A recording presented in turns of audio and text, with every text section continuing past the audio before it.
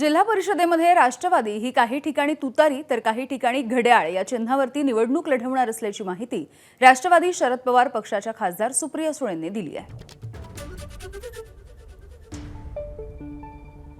जिल्हा परिषद आणि ह्याचं हे आमचे सगळे स्थानिक नेते सगळं बघतात।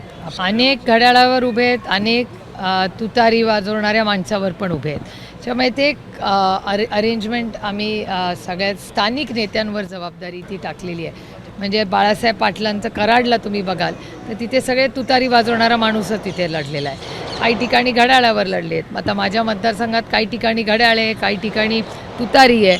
म्हणजे असं एक मॉडेल अनेक प्रत्येक 12 ठिकाणी 12 वेगळे वेगळे मॉडेल्स त्यांनी केले। एबीपी माझा, उघडा डोळे बघा नीट।